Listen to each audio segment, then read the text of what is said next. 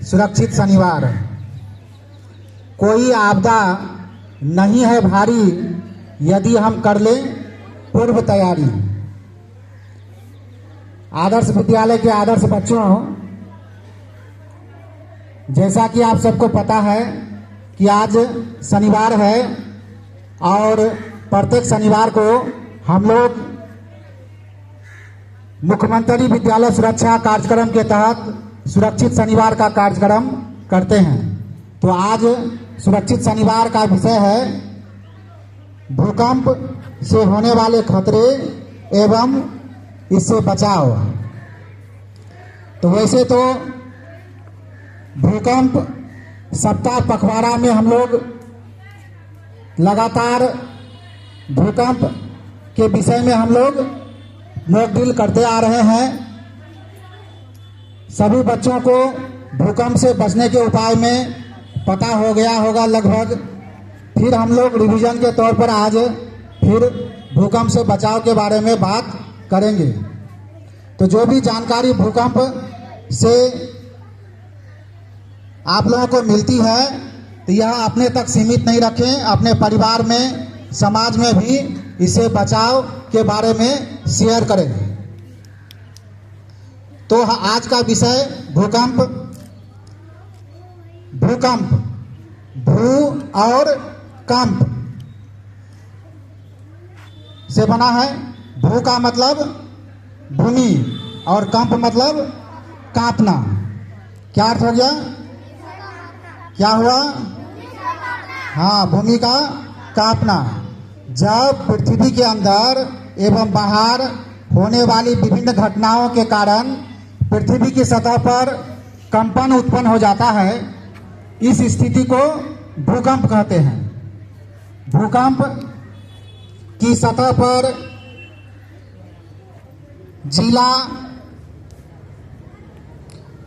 पर जितना अधिक कंपन होगा, भूकंप उतना ही विनाशकारी होता है। भूकंप अगर आता है तो उसका क्या प्रभाव पड़ता है? तो भूकंप में सबसे अधिक लोगों की मौत संरचनात्मक मकानों के ध्वस्त होने से होती है। इसी प्रकार मकानों में अव्यवस्थित रूप से रखे भारी सामानों के गिरने से लोग घायल होते हैं। भूकंप अक्सर भूस्खलन पैदा करता है, जिसके कारण सुरक्षा बांध टूट सकते हैं, आकस्मिक बाढ़ आ सकती है। तो अब हम लोग जानेंगे कि भूकंप सुरक्षा के लिए क्या करें, क्या ना करें। भूकंप से बचने या भूकंप की 3 स्थिति होती है। भूकंप आने के पहले हम क्या तैयारी करें? भूकंप आने से पहले क्या तैयारी करके रखनी है? तो हम लोग जो जिस घर में रहते हैं, जिस भवन में रहते हैं, जब नया भवन बनाते हैं, भवन निर्माण करते हैं, तो भवन निर्माण के दौरान स्थानीय मानक का अनुपालन होना चाहिए। कहने का मतलब मकान जो बनाते हैं, वह मकान जिसको हम बनाते हैं वह भूकंप रोधी हो, इसका ख्याल रखा जाए। छत एवं नींव में अगर प्लास्टर के गहरे दरार अगर पड़ गया है प्लास्टर में, तो उसको ठीक करेंगे और बाहर की तरफ खुलने वाला दरवाजा लगाएंगे। दीवार, छत एवं गैर संरचनात्मक सामग्रियों के गिरने वाले खतरों से सचेत रहेंगे। तो ये हुआ भूकंप से पहले हमको क्या तैयारी करनी है। अब भूकंप के दौरान हम क्या करें? यदि विद्यालय या घर के अंदर हैं, विद्यालय या घर के अंदर हैं, तो झुको, ढको और पकड़ो स्लोगन को याद रखें। फर्श की ओर झुक जाएं, किसी मजबूत टेबल या कोई फर्नीचर के नीचे छुप जाएं और जब तक कंपन बंद न हो जाए इसे पकड़कर वहीं बने रहें। अगर आपके आसपास टेबल या डेस्क नहीं हो तो अपने चेहरे और सिर को अपनी बाहों से ढक लें और कमरे के अंदर किसी कोने में दुबक कर बैठ जाएं। कंपन शांत होने के बाद पंक्तिबद्ध होकर खुले मैदान में चले जाएंगे।